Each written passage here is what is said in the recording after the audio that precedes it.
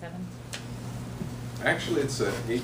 There's, I forget, it's 10 to 12 or something. So, anyone wants to take my book, you're more than welcome to. You are now my evaluator. I can roll back. 12 to, Oh, I'm sorry. Read out I'm sorry. loud. You know what you're doing. 12 to 15. 12 to 15. So it's 12. Don't. Take a break. I'm not going to be that good that long. Let's start with this. Today I am doing the specialty speeches manual. I am doing one of the projects called Read Aloud. And for this project, and since the Jackson Shakespeare Festival is coming up here in another week or so, I've elected to do a little bit of reading from William Shakespeare today. When it comes to getting prepared for the Shakespeare Festival, it's always useful to get acquainted a little bit with the characters and the setup for the play before you actually go in and sit down and watch it. That way you can sort of get into the flow of all this poetic speech that Shakespeare likes to do. And in particular, this is useful for the comedies. And Twelfth Night is one of the comedies they're going to be presenting this year. And if you know anything about Shakespeare and his comedies, there's no dearth of twists of fate that brings all these circumstances, these comedic circumstances together, and all these people together in this one place. So it's useful to sort of get the setup, know where everything is going, and then go on from that point. So today what I'd like to do is I would like to read from Twelfth Night, also subtitled For What You Will, and give you a little bit of background into the setup for this particular play. And it starts immediately with the crisis. As I mentioned, basically every every comedic play starts off with some crisis. So I'm going to read from Act 1, Scenes 1 and 2. I'm going to start with Scene 1 and give you a little bit of background here on this particular scene. First of all, this is set in a place called Illyria in Greece, I believe. And we meet the male lead. His name is Orsino. He's the Duke of Illyria. And he's accompanied by 2 of his friends. One is named Curio, and another who enters a little bit later is named Valentine. Now, the Duke is in love with this other woman. Her name is Olivia. She's this very rich countess, but she is not returning his love. She's actually in mourning.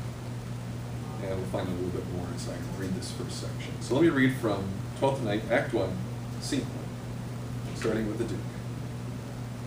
If music be the food of love, play on it. Give me excess of it, that surfeiting, the appetite might sicken, and so die.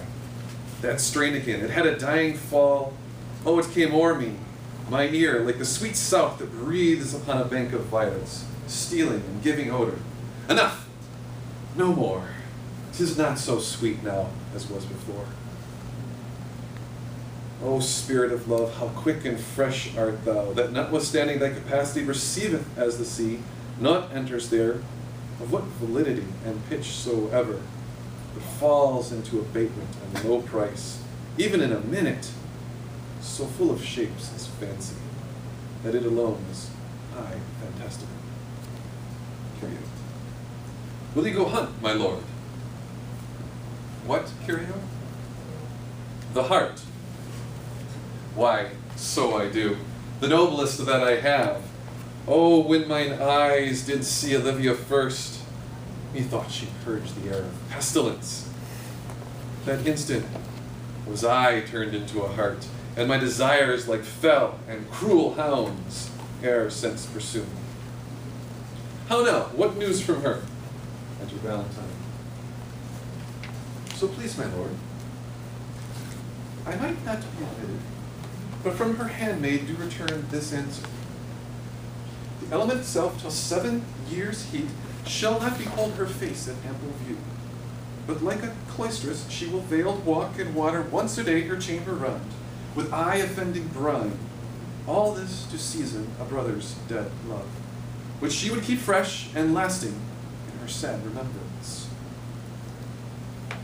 O she that hath a heart of that fine frame, to pay this debt of love but to a brother, how will she love with the rich golden shaft, hath killed the flock of all affections else, that live in her. When liver, brain, and heart, these sovereign thrones are all supplied and filled, her sweet perfections with one self-king. Away, before me, sweet beds of flowers, love thoughts lie rich, when canopied with bowers. 3 gentlemen exit. So you see here, immediately, the state the Duke is in and his mindset. And now enters in scene 2, the female lead. Her name is Viola. And she and her brother are separated. We'll discover a little bit of that here in the scene. One of these twists of fate that has brought her to this particular location.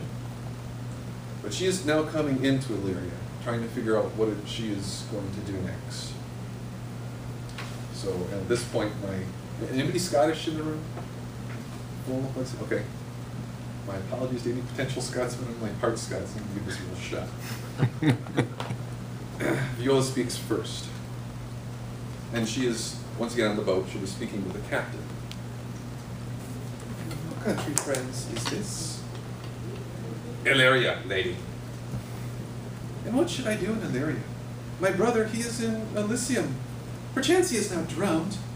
What think you, sailors? It is perchance that you yourself were saved. Oh, my poor brother, and so perchance may he be. True, madam. And to comfort you with chance, assure yourself, after our ship did split, when you and that poor number saved with you hung on our driving boat, I saw your brother, most provident in peril, bind himself, courage and hope both teaching him the practice, a strong mass that lived upon the sea, where like Arion on the dolphin's back I saw him hold acquaintance with the waves, so long as I could see. For saying so, there's gold.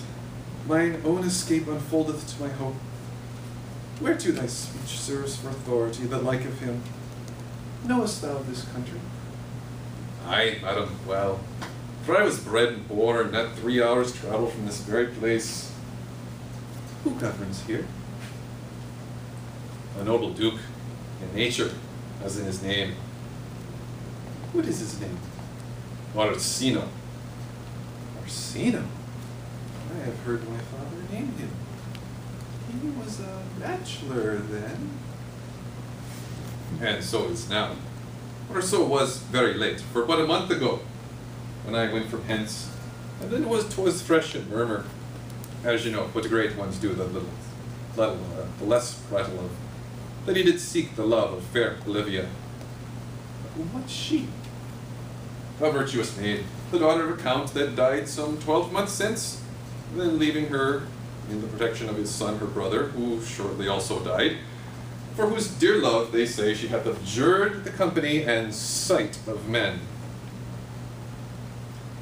Oh, that I served that lady, and might not be delivered to the world, till I had made mine own occasion mellow what my estate is. That were hard to compass, because she would have been to no kind of suit.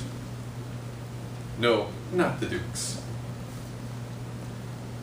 There is a fair behaviour in thee, Captain, and though that nature with a beauteous wall doth oft close in pollution, yet of thee I will believe thou hast a mind that suits with this thy fair and outward character.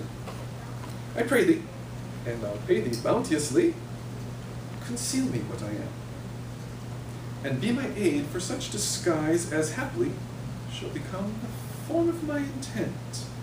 I'll serve this Duke. Thou shalt present me as an eunuch to him. It may be worth thy pains, for I can sing, and speak to him in many sorts of music. That will allow me very worth his service.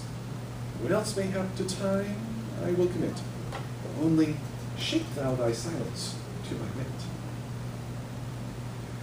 wit. Be you his eunuch, and your mute I'll be. When my tongue blabs, then let mine eyes not see. I thank thee. Lead me on. That is the setup for Twelfth Night, or What You Will by Shakespeare. I hope you've enjoyed the reading, and if you get the chance, definitely go to the Shakespeare Festival and take it for play. It's well worth it. Mr. Toastmaster.